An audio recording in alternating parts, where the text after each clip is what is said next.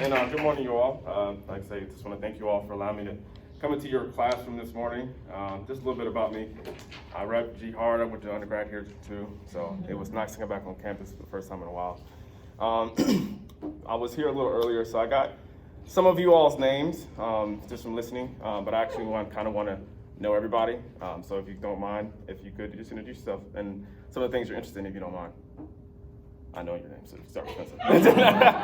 You and I can. Spencer, and what else did you want us to? Just, I guess, interest in kind of like school counseling, community counseling. I don't know if it's the same people. Yeah, because they're all school counseling. Gotcha. Okay, school counseling. Gotcha. I'm interested in working in high school because I care a lot about, well, students in general, but I really like the college access and like career readiness. So. I gotcha. Nice to meet you, Spencer. I'm Brenna, and I am driven towards elementary. Okay. Gotcha. Nice to meet you. These aren't fun facts. This is about how to spell school counseling. It's just whatever. It's Oh, just, okay. yeah. I'm gonna switch it up. I'm Jerry. And What was your, I can say it one more time? Jerry. Gotcha. Nice. And a fun fact about myself is I'm the biggest LeBron James I know you're happy right now. Hi, I'm Lee. I'm from Taiwan, and I'm an international student. That's right. And I'm interested in elementary school. Okay, gotcha. I'm Emma, and I am recently become highly addicted. Dr. G. I was gonna say. Wait, What is happening? Yeah. To iced coffee, and it's a problem, but. There's 1, 2, 3. Yep. So ice coffee, so if you take the additions class, that might be what you would say. Right. Okay. We have to say something about it. 15 weeks. Building empathy for people with addiction, y'all. That's a little bit of addiction. Yeah, it is. If you talk to the current students, they say that that is one of the best ways to develop empathy with people who are in recovery, is to go 15 weeks without something that you desire. Wow. All right. So for those who just came in, I'm Philip. I'm a PhD student here. I'm just doing the teaching demonstration. So we're just going around, getting to know everybody. Spencer, Brenna, Gary, Lee, Emma. Oh, hi. My name is Ashley. I guess I'll go back to the school counseling interest. I don't really have a school level, but I'm really interested in dismantling the school defending pipeline and talking about intersectionality. I'm Kimberly. I also don't have a preferred age group with school counseling yet.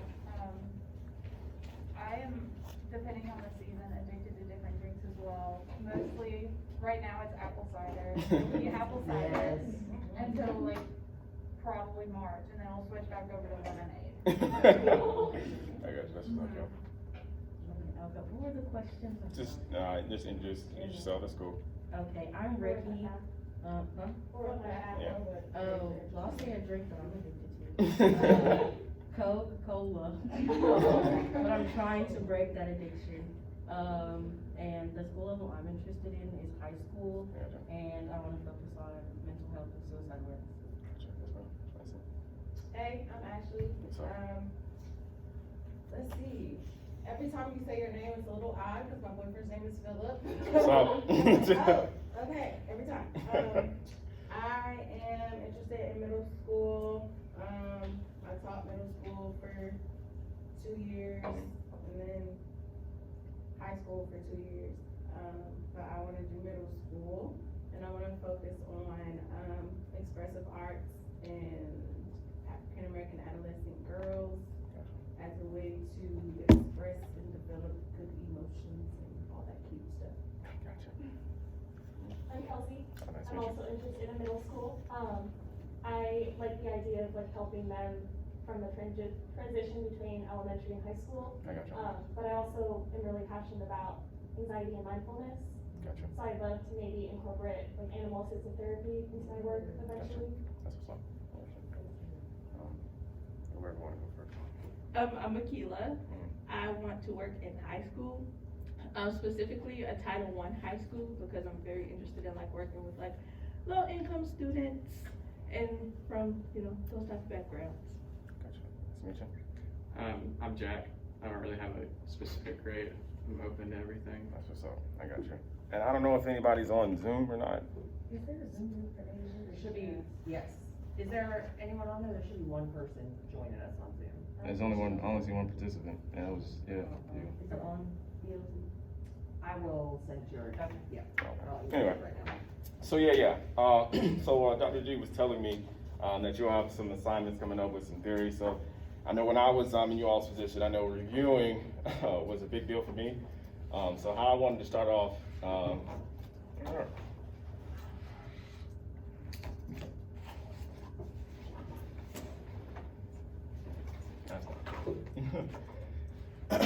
I wanted to start off with just what it could be you. And so I think she told me that you guys have talked about a little bit of theory so far. So kind of, I don't think you can see everybody, but yeah. So what's some of the things that stuck out with some of the theories you've talked about so far? So, anybody know that is up top? Doing it down? That's Adler. So I think y'all talked about Adlerian, psychoanalytic theory, existentialism, and Rogerian and person-centered. So what was some of the things that kind of, I guess, stuck out so far? Some of the, I guess, key points from each. The only reason I want to bring this up because behavioralism is going to be a little bit different. Well, from the Adlerian perspective, they really focus on insight and the person's style of life, and they review like memories from ages 0 to 6. Gotcha. And yeah. I got you. So I'm hearing insight, and what also kind of sticks out is past experiences, and then earlyhood or early childhood past experiences. That kind of relates to another theory that's pretty popular, at least back in that time. What else? Because they actually were partners before they broke up. Psychoanalysis. Psychoanalytic theory. So what's kind of stuck about that? Because they differ a little bit, but what kind of sticks out about that? So that one focuses more on like the unconscious and unveiling like repressed memories and Yeah. stuff. I got you. So I know the big thing about that is ego, ego driven. And so y'all know anything about, like I say, like defense mechanisms and stuff like that? I know we talked about that. So you know, you have repression, you have desensitization, rationalization, always trying to protect yourself, and you go through life with all these kind of unconscious sort of things you're trying to fight back.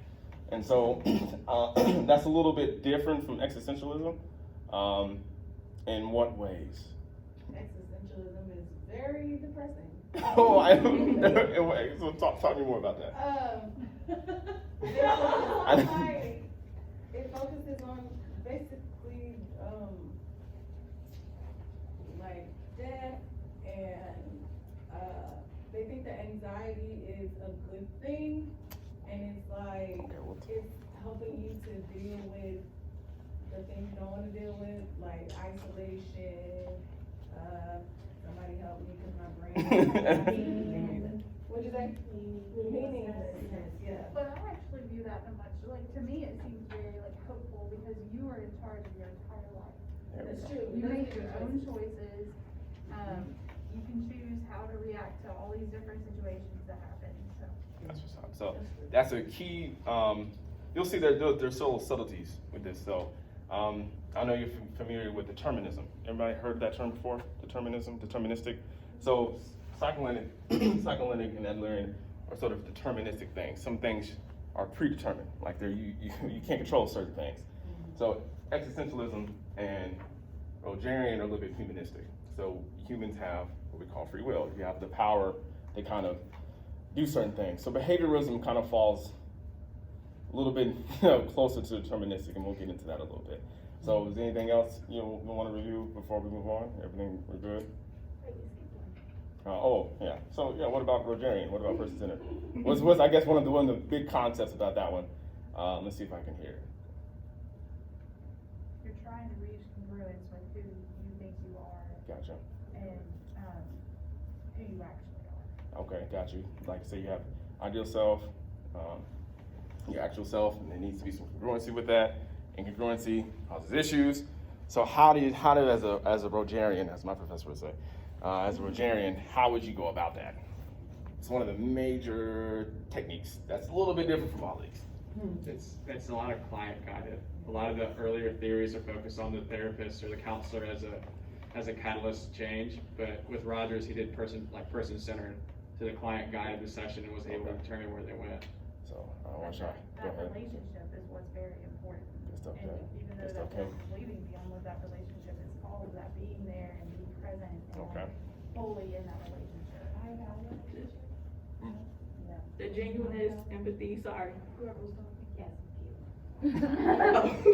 Genuineness, empathy, and unconditional. That's Kayla, that's what I'm looking for. Because it doesn't matter what someone says, we are supposed to give them unconditional positive regard. So that's the biggest thing about Rogerian therapy. So that's what's up. So behavioralism. Before we go into the slides, I kind of want to introduce it kind of like this. So the idea behind behavioralism is it is extremely, for lack of a better term, deterministic. So you can condition people, and we'll talk a little bit about what that means. You can condition people to do things regardless of past experiences, okay? So we'll, to get you a little bit introduced to that topic, it's gonna play what we call a technique that is called guided imagery. And so you'll see why we'll use this, because it's a technique. So hopefully it'll play just fine. Hi, my name is Amy Morrison. I'm a pediatric psychologist at Child Children's. Today, I'm going to offer you a guided imagery strategy that you can use to help to calm your mind and your body during times of stress. And this is I literally what invite happens. you to place yourself in a relaxed seated position. Close your eyes or avert your gaze to a spot in the room. Take a deep breath in, allowing your natural breath to come through your nostrils, hit the back of your throat, and exit your mouth. Just allow yourself to breathe in whatever way is natural for you. Breathing in and out.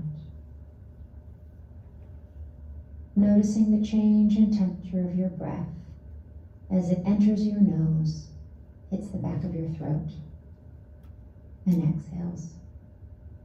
In and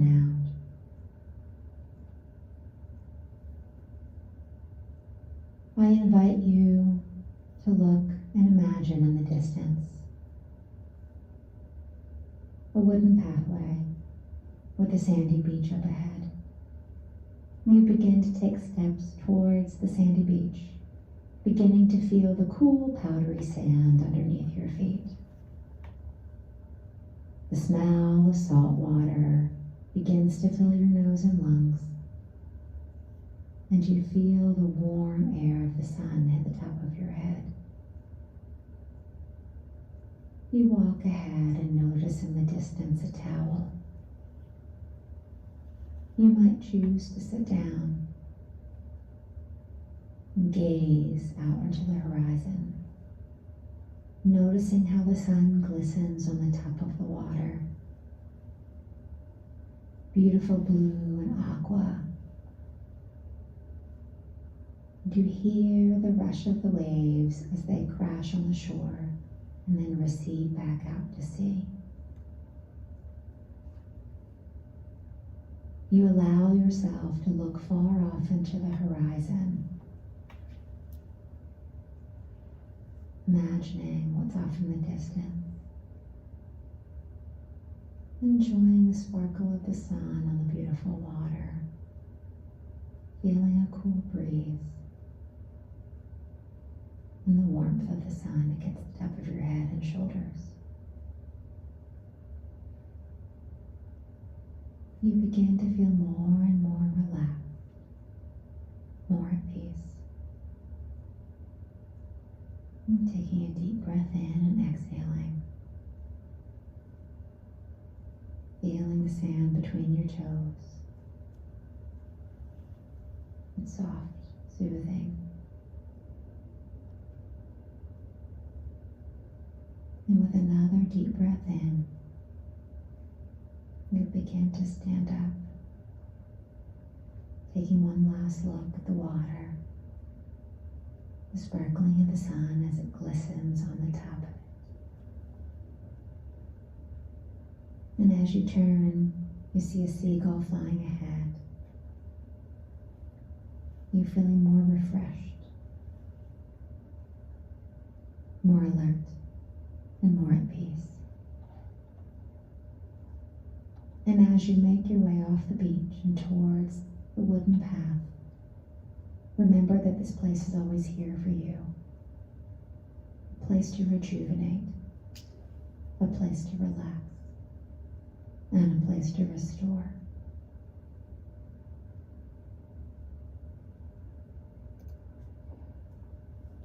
So thank you for that.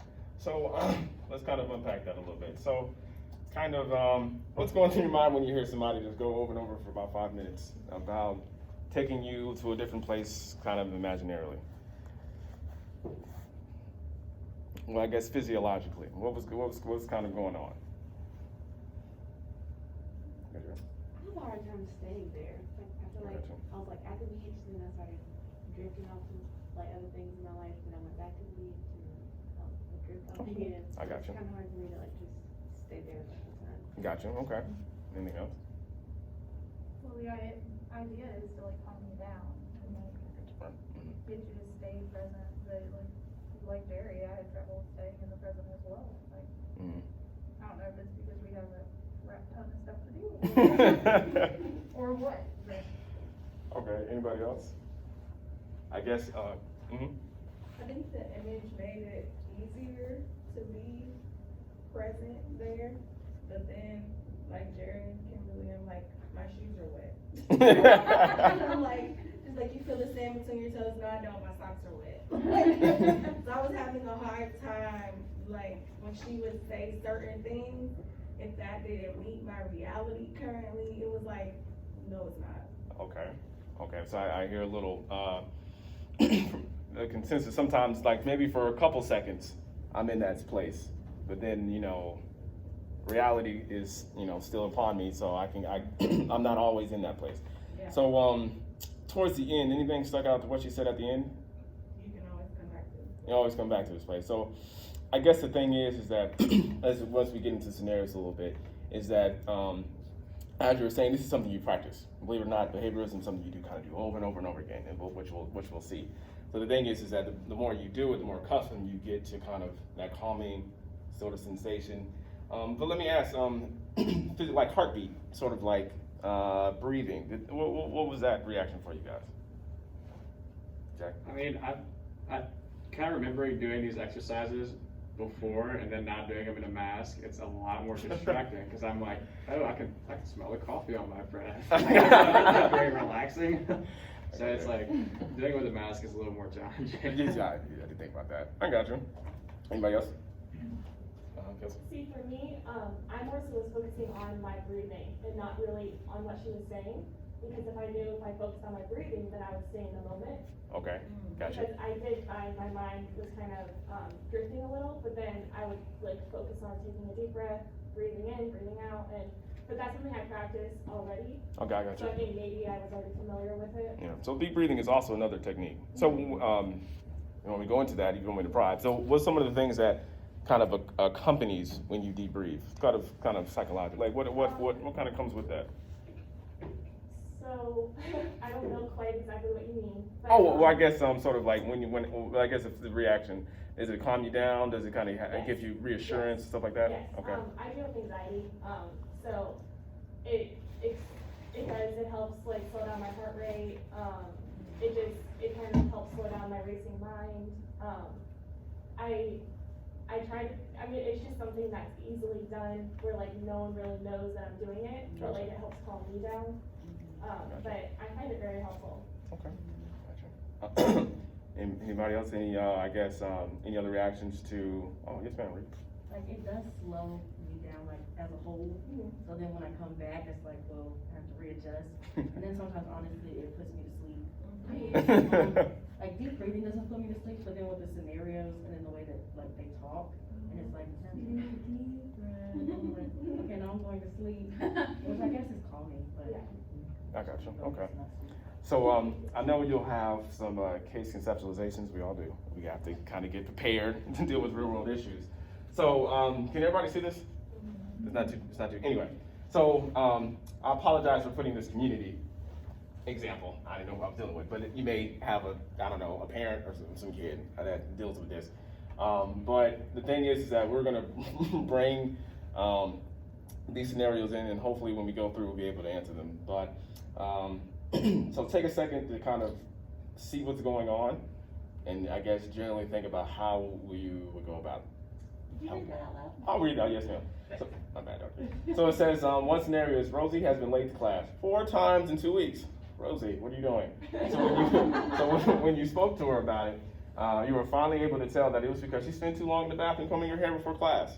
So you have young ladies just kind of taking her time, getting ready and things of that nature. So Reggie's different.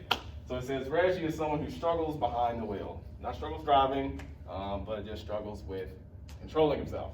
So it says when someone cuts dangerously close to him in front of him, he has gotten angry, and perhaps to teach the person a lesson, he starts to tailgate them.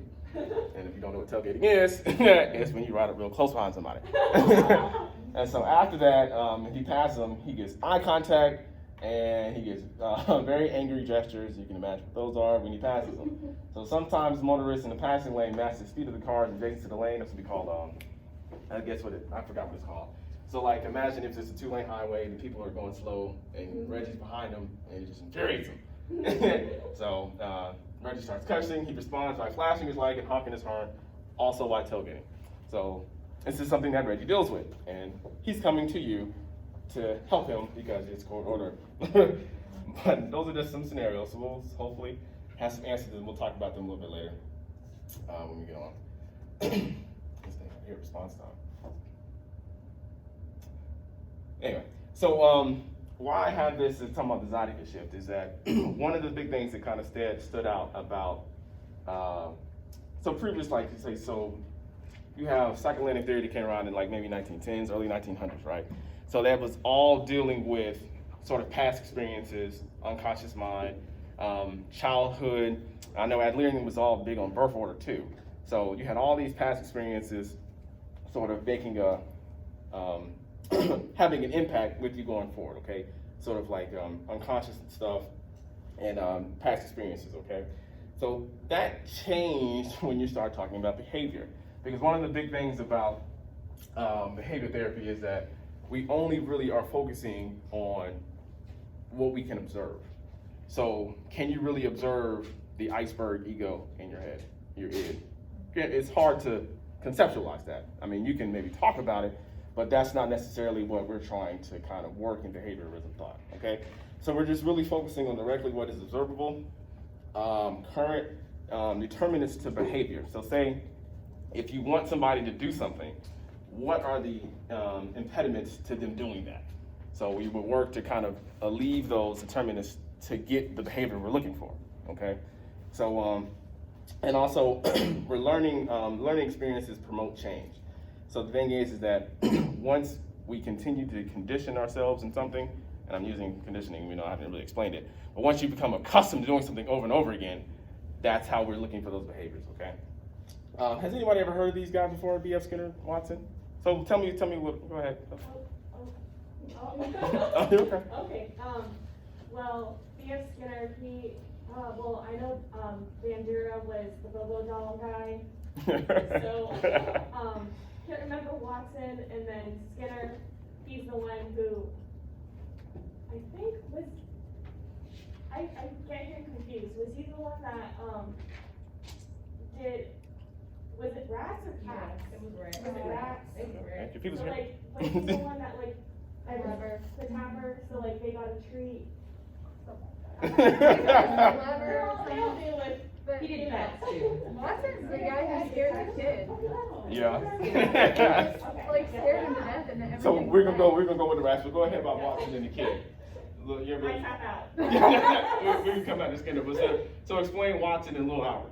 Albert, that was Albert. Yeah, Little Albert. So what was happening? I forget, it was something like maybe a glass table or, either way, Watson had the kids scared of anything white. It started out with a rat, and then it generalized even so that the kid was scared of Santa Claus and of white foods and stuff of that nature. Okay. So they kind of work in, like Wood was explaining, they kind of work in sort of a progression. So Skinner, you're right about rats. So the thing was is that he reinforced him, and was explained that he reinforced him every time they pushed the lever. So they got conditioned to that behavior, like, oh, I get something when this happens. And so the thing is that that was sort of normalized and generalized on animals. So when you have Watson come around, I don't know if this is, I'm laughing at Dr. G, because we had research together. I don't know if this is ethical right now. But he would literally bang something loud when he pushed the white rabbit onto the kid. So the kid associated what with white? Loud noises. So he's just like, ooh, it's coming. It's messing him up. Yeah. It kind of progressed to saying you can condition humans. And so the thing is that when you got to Bandura, it's just like sort of, we have the ability obviously to socially process and think. So how it works with Bandura is that now you got to where we observe others and we can become what? Conditioned. So like, give you an example. So like, I don't want to be stupid. Go ahead. I'll give it. Yeah, there you go. Explain the Bobo doll? There you go. Okay, so, Albert Bandura did this experiment where he put, like, this child in a room to watch an adult, like, play with a Bobo doll, which is like this clown blow-up doll. And the adult ended up, like, being very aggressive to the doll. And then the child was then put in the room, so then the child was aggressive to the doll because that's what they just watched. Am I right? Okay.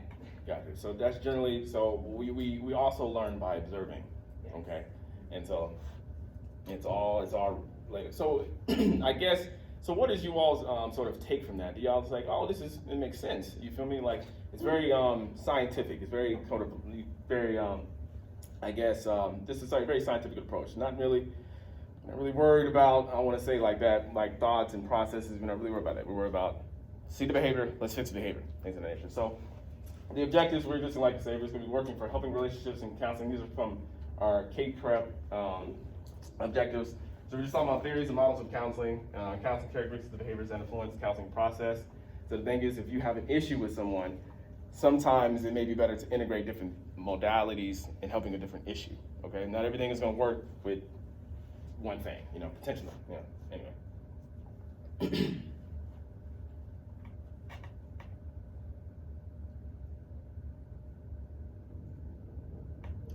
It's just slow response time. There we go. So we talked a little bit about the historical background. We're going to talk about 4 areas of development and the basic characteristics of them. We'll talk a little bit about therapeutic process and application is where we're going to have those scenarios again. So I'm going to hear how some of you all will go and work to help Reggie and Rosie with some of the issues. Then we'll talk a little bit at the end, hopefully we'll have enough time, talk about multicultural competence with behaviorism, okay? So like I said earlier, behaviorism, so we're only looking at observable behavior. So if I know somebody that subconsciously has a problem, am I looking for that? Yes. If it doesn't come out, if it doesn't come out, if it's not observable, do I even know it exists? No, you don't. In behavior, in that mode of thought, okay? So we're looking at behavior that is observable, okay? And so the process is also, it's rigorous assessment. So it's always testing, how's it working? Let's do it again, let's do it again, let's do it again, over and over and over and over again. So we can become, that word again, conditioned to it. You repeat it, okay? So it's been successfully treated for substance abuse issues, working with PTSD, depression, working with weight disorders. And we'll talk a little bit about this hopefully at the end. But why do you think you can treat a wide range of psychological disorders with different client populations? Why do you think that is? As school counselors. Because it can be adjusted for whatever is going on behaviorally. Like, and it's, I feel like it's very targeted in the sense, like, we use modeling and stuff like that, we use interventions, but how we do it is very targeted to the person we're working with. Okay, I got you. So if it's targeting for personal relation we working with, That means we can kind of apply it to different people. And so, I guess also the question is, so is behavior objective? Not a trick question. Does everybody behave in a certain type of way? There are behavior norms. Exactly. So people behave in general ways, right?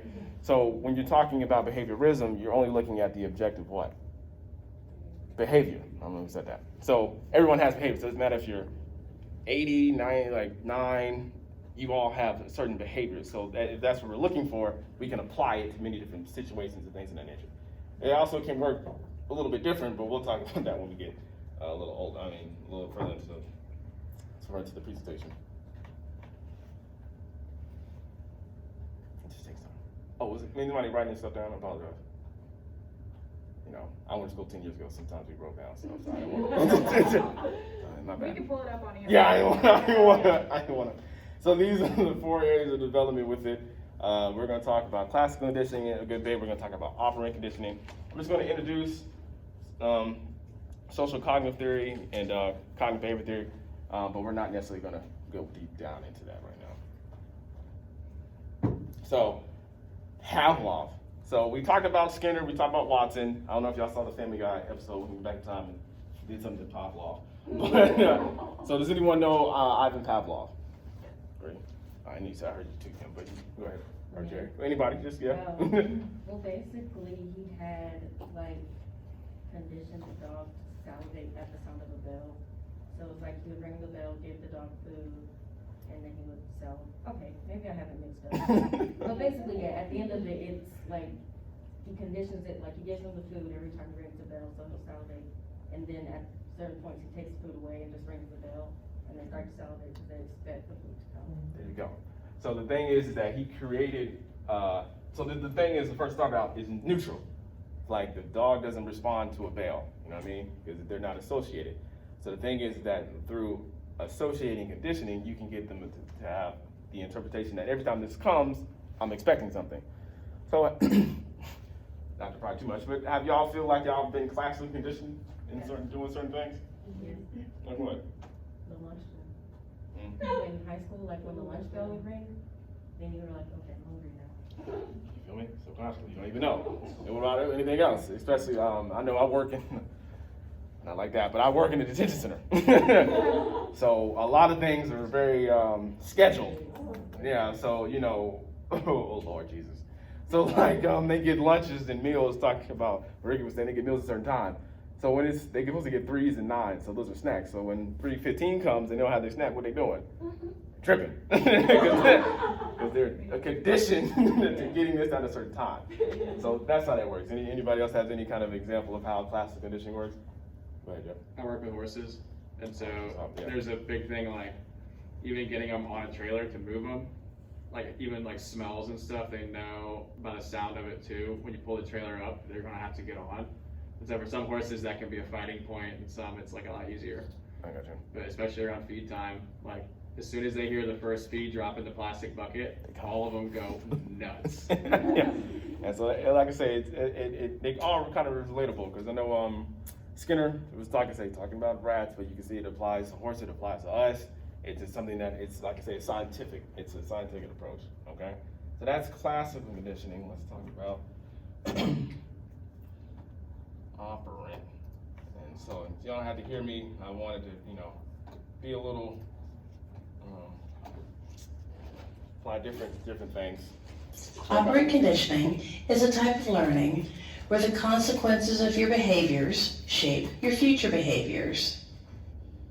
Those consequences may be either a reinforcement or a punishment. We will be focusing on the following terminology. After each example, we'll see how the terminology can fit into this chart as to whether a stimulus is being presented or removed, and whether the subsequent behavior increased or decreased. For our first example, we have a student who is working diligently on her schoolwork. As a consequence, the teacher could show his appreciation for her hard work by providing positive feedback. In return, the student continues to work hard. In that example, we had a stimulus being presented. which caused behavior to increase. Therefore, we would call this positive reinforcement. For our next student, we again have a good student who is working diligently on her coursework. As a consequence, he could remove some of her work, such as dropping a quiz or removing a homework assignment. This would make her happy and want to continue to work hard.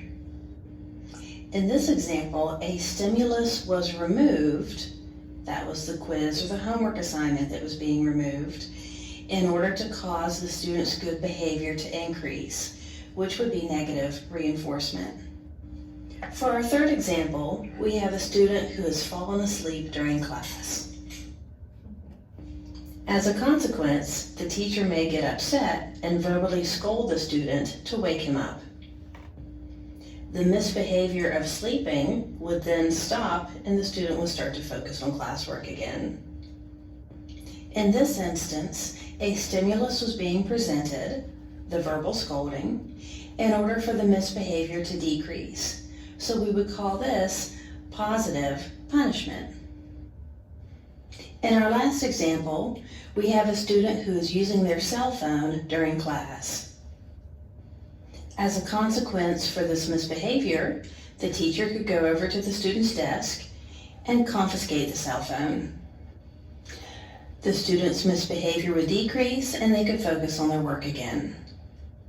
So, due to a stimulus being removed, the misbehavior decreased, which would be negative punishment. And those are the basic types of reinforcement. I don't know why she's jumping. She's excited. So I guess the best way to ask is, so what makes operant conditioning a little bit different from classical conditioning? I just moved around. Like you're not training them or conditioning to do, I guess like with classical, like you want them to have a certain behavior, so you're trying to force them to do it, I guess, like trying to elicit a specific behavior. Whereas operant conditioning is they already have the behavior and you're just trying to like either increase it or decrease that, if that makes sense. Yeah. Okay, anybody else have any other opinions? Thank you for sharing, Rick.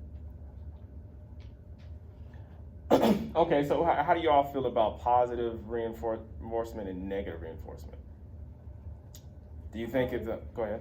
I've always found, sorry, I know it's hard to spot. Yeah, I don't know who's talking. I've always found positive and negative reinforcement confusing, because if I take something away, like I was trying to keep in mind like the stimulus being added or the stimulus being taken away, but this has always been confusing to me, even like in school for teaching. I don't understand the positive and the negative reinforcement. Okay. Positive reinforcement, like I want them to keep doing that, so I do something good to make them keep doing that, and then the negative is I want them to stop, so I do something. Go ahead, Emma. I don't know if you can try to help. Yeah, so, yes, my mom taught first grade for a hot minute, and so there was a point in time where the kids who were doing like bad, like there was like negative reinforcement, leave recess time, have, quiet time or whatever. Taking stuff away. Taking stuff away. That's And that yeah. worked for some, but it didn't for others, because it just kept on happening. So then her classroom behavior system changed to, okay, we're just gonna like give extra recess time, to like 5 minutes extra for the kids that are following instructions. And it clicked for some people because the kids that were acting up in class were like, oh man, they're getting to play, and then I'm having to come, So it just depends on like taking something away or rewarding the people that are doing good instead of taking away from the people that are doing bad. Gotcha. And like at Clark Middle School, it's all PBIS, which is Positive Behavioral Intervention System, so it's primarily focused on, we're gonna reward the kids that are getting merits and that are doing what they're supposed to do, instead of constantly punishing the people that are causing trouble in school. So, it's effective, but also everyone responds to it differently. I got you. Okay. So, all of you all are school counselors, that's awesome. So what is a big sort of operant conditioning model that exists in schools? Starts with the P. P, my positive behavior. Yeah, that's true. Positive behavior. PBIS. So this already exists. So does anybody know the concept of PBIS? Like, you want to explain it further? Because exactly what you said. So the thing is that when you're talking about positive reinforcement, it's when you want to increase or keep that behavior constant, or you want to increase it. So you reward it. You like, we do this, we try to do it in my institution, my jail. So if Johnny's walking in the hallway, I'm gonna be like, hey, good job, Johnny. So that's a positive reinforcement that I want to keep him to doing it. So when you're talking about negative reinforcement, I still want him to do it. So the thing is, if I see him doing something that I don't want to do, then you're talking about me taking something away from him. So he doesn't get to go to extra recess or something like that. So how punishment works is that I'm trying to decrease something. So give you an example. I have a 3-year-old. So when my son does something that he's not supposed to do, he needs to go to his room. That's as quickly as that. So that's how we're talking about punishment in relation to reinforcement, okay? So, so keep that in mind for the scenarios. And actually, just to clarify, you're exactly right. I think the wording that they use is actually confusing. Yeah. But if it ends in reinforcement, that means you want a behavior to continue. Yeah. And if it ends in punishment, you want the behavior to stop. So positive and negative reinforcement, you're trying to get a behavior to continue. Positive and negative punishment, you're trying to get a behavior to stop. Yeah, I got you. Okay. So if there's a negative reinforcement, you want the behavior to Yep, to continue. Yeah. So why is it But negative? the difference is you're taking away something that they don't want. Yeah. So a really good example of negative reinforcement, you know how if you don't have your seatbelt on? Yeah. It makes that ding sound? Oh, okay. So you want it to go away. Once you plug in your seatbelt, it takes away the annoying dinging sound. Yeah. But it's encouraging that behavior to continue of putting Putting your your seatbelt seatbelt on. Oh, because you don't want to hear the thing. You don't want to hear Got it. So you Yeah. put it on to give it away. I can go further and further with that, but we're gonna move on. About not wanting to hear something, but it's cool. So this is where we're gonna go, because those are some things that are not necessarily, those are very sort of, I don't want to necessarily call it robotic, but those are kind of things that are not necessarily taking into account your social, your sort of ability to think and reason and discern, okay? These are very sort of structured things. Ooh, you do it, take it away. It's not, doesn't really take into any much thinking. So when you're talking about social cognitive theory, you're adding the cognitive process into behavior. So like I said, we're not gonna spend too much time on this, but I want you to be aware of it. That when you're talking about triadic reciprocal interaction among them. So that all that means is that environmental factors influence your behavior. Makes sense. What you're around influences how you behave. And also how you think influences how you interact within your environment, okay?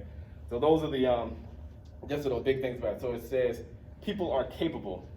This is Bandura. So you ever heard the term of self-efficacy? So somebody explain that. I'll make sure everyone's on the same page. You know, someone explain self-efficacy. Isn't it someone's ability to, or their belief in themselves that they can do something? So yeah, so this is Bandura, exactly. So Bandura believed everyone had the mindset to be, I guess, self-ethical, but has the self-efficacy to want to do right. If they're giving those sort of, they're giving that kind of framework. It's very humanistic. So the idea is that if I'm around certain things, I'll be able to mature and go about, doing things, okay? So that's, like I say, that's the assumption. Everyone has the want to do right, okay? If given all those circumstances are working together. And cognitive behaviors, same sort of thing. How you think influence how you behave and feel, and they all interact together. It's a triadic sort of relation, okay? Given a situation, you think about it, your emotions, you give a physical reaction, and then you behave. So they all interact together, okay? So this is just kind of an overview of human nature, and you see how it's very the producer and the product of his environment. You have very much control over some certain things. And also says that human nature accommodates a systemic and structured approach. So it takes a lot of that kind of that deterministic sort of framework, is that certain things that are conditioned into us. However, certain things can be conditioned out of us if we desire, okay? Or out of people, I'd say us, but yeah. These are just basic assumptions going further. Like I said, we're talking about based on principles of scientific method. And I also think what's important about behavior is that behavior is generally also stuff that you can observe, but it's also the stuff that kind of works into what is observed too. The thinking, the emotions, all with it when you incorporate the social cognitive and you incorporate the CBT of it. And assumes that people, yeah. So, and this is one of the, we'll talk about a little bit, but assumes that change can take place without insight to underlying dynamics, without understanding the origin of the psychological problem. So I don't necessarily care what making Johnny not want to lock his arm up. I just know I can kind of reinforce it to get him to do it regardless of what is going on underneath. So we'll talk about that a little bit to see what y'all think that's a limitation. Oh, yes, ma'am. You just said that they don't care about why they do what they do. They just... Unfortunately, I shouldn't say they don't care. It's just not a big hang up because we're only looking at the behavior and trying to figure out how to make that behavior increase or decrease scientifically, or scientific method. Okay. So insight is not the emphasis of this theory. Okay. Okay. Thank you.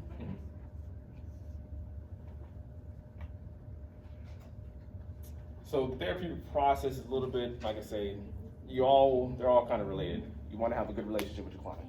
So I know one of my many supervisors, so one of the big things with any client relationship, doesn't matter necessarily what theory you use, if you don't have rapport with that client, it's not gonna work. So that's the big thing, part of the therapeutic process. You wanna have a good rapport with your client. And like a little bit going back, we're talking about the evaluation process, assessment, seeing what's wrong, finding different, there's a lot of, I know you were talking about the breathing, the imagery, refocusing, there are a lot of different techniques. And the thing is that you do them over and over, see if it works, and you keep evaluating to process, assess what didn't work about it, how long did you stay in it, did you understand it for 10 seconds this time? Let's try to get it to 20 seconds if you do it longer and things of that nature, okay? So that's generally what's happening.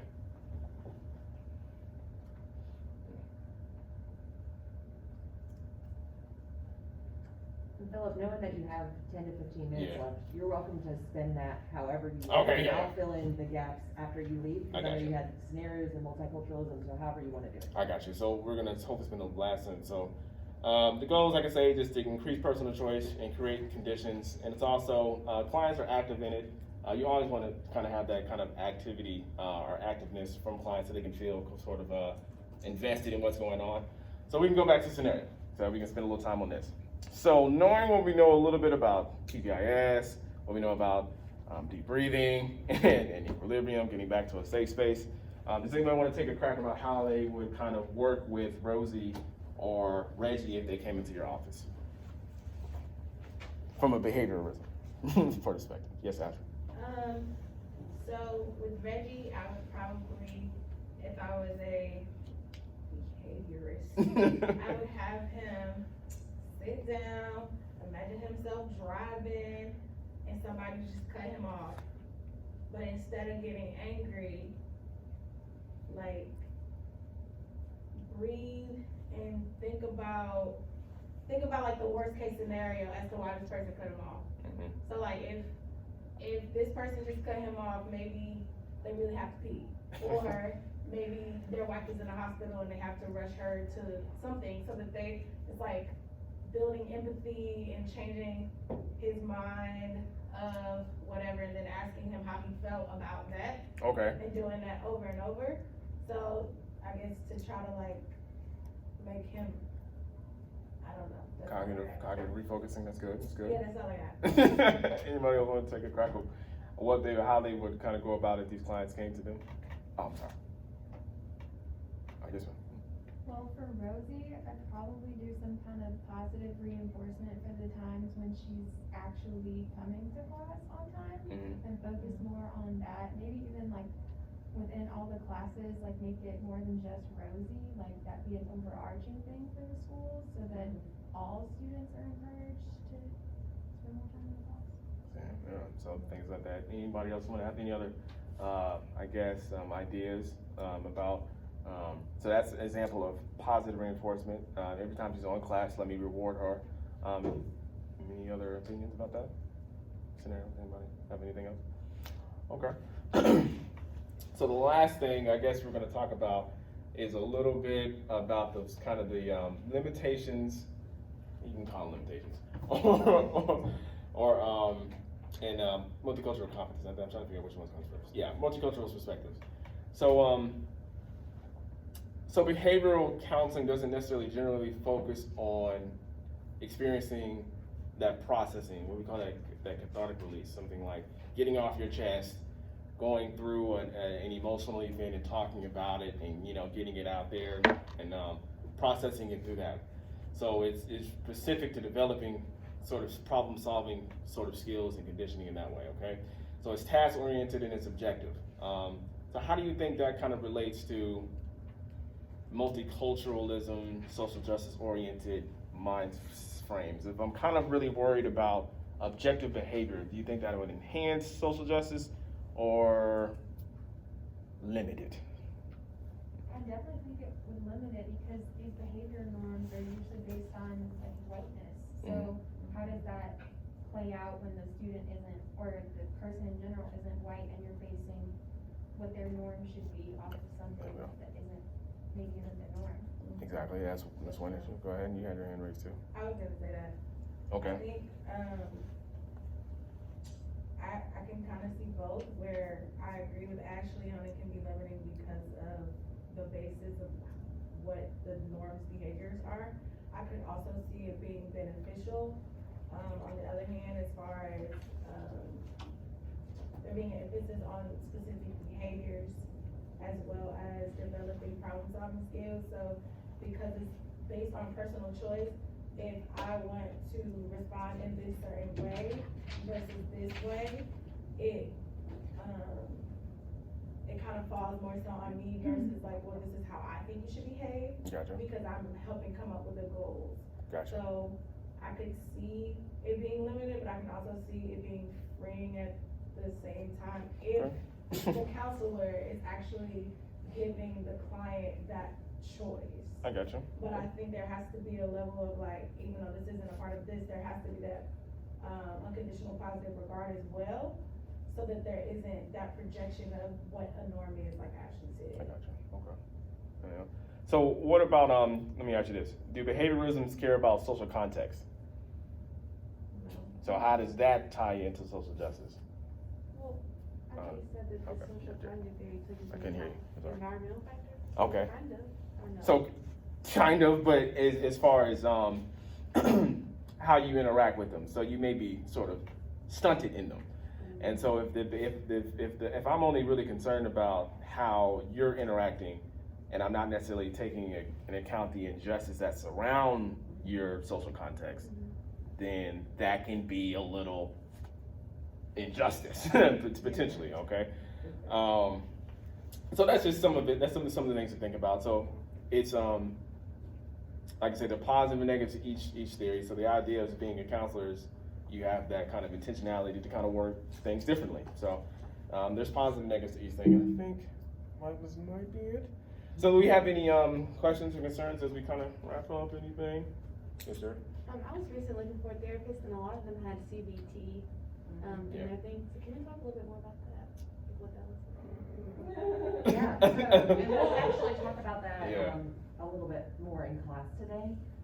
CBT, unfortunately, has become this very popular overarching term that can include behaviorism, like